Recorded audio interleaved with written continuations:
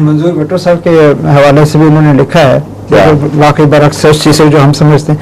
आपने फरमाया कि मंजूर भट्टो का वालिद का जनाजा ना पढ़ने की सजा मिली थी मंजूर भट्टो साहब को। इतना झूठ, बिल्कुल बरअक्स। कुछ बातें तो फौजी ने ऐड कर दी, मगर ये जो कर रहे हैं हरकत, ये बिल्कुल असल का बरअक्स पेश कर रहे हैं, 100% बरअक्स। मुझे इन्होंने बड़े संजीदगी से सवाल किया कि मंजूर भट्टो साहब ने अपने वालिद का जनाजा में पढ़ा, आपका इसके मतलब क्या मौक़िफ़ है?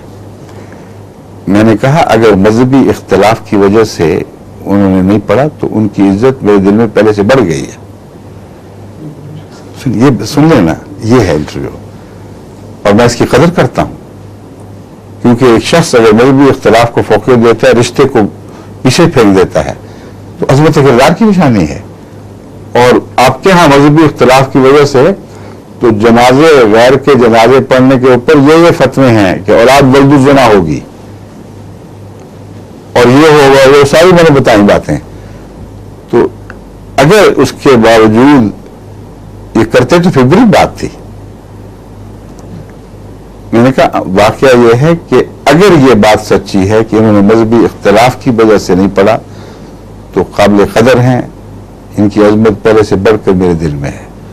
लेकिन अगर मुल्ला से डर गए हैं तो ना उनका दीन रहा, ना उनकी दुनिया रही।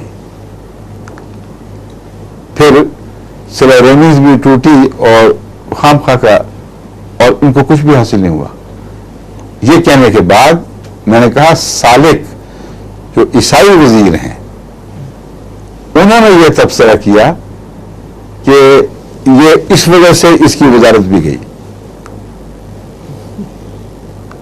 ये उनकी तरफ मंसूब करके बात कही, और ये मैंने कहा हाँ ये जरूर हो सकता है, जहाजे की ताल्लुक में नहीं, बिल्कुल अलग बात में, कि जिस बाप का इन्होंने जनाजा नहीं पड़ा उसी की दुआएं ही हों कि उसकी जिंदगी में इनकी सुर्ख हुई रही, बस इतनी सी बात है।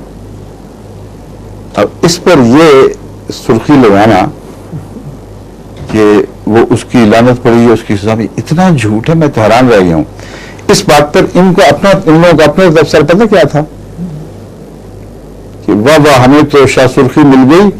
असल बात यह है कि मंजूर भट्टो ने दुनिया की खातिर, मौलवी की खातिर डर कर जनाजा नहीं पड़ा। मैंने कहा मैंने तो इम्कानात रखे, मैंने तो फैसला नहीं किया, मैंने तो सिर्फ ये बताया है। अव्वल मेरा जवाब ये है अगर उन्होंने ऐसा किया है तो काबिल इज्जत हैं, काबिल एहतराम है, बड़ी अजमत किरदार है। अगर मौलवी की वजह है तो फिर कुछ भी नहीं, ये बात है। इस तरह का इंटरव्यू लगाया, इनको इतना भी नहीं पता सहाफियों को कि सच्चा इंटरव्यू ज्यादा दिलचस्पी का मुझे बनता है। अगर इस तरह ये बातें अवाम के सामने पेश करते तो नया वक्त की बिक्री बढ़ जानी थी, और नया वक्त को एक वकार हासिल हो जाता है, जैसे किसी जमाने में हमीद निजामी के जमाने में हुआ करता था।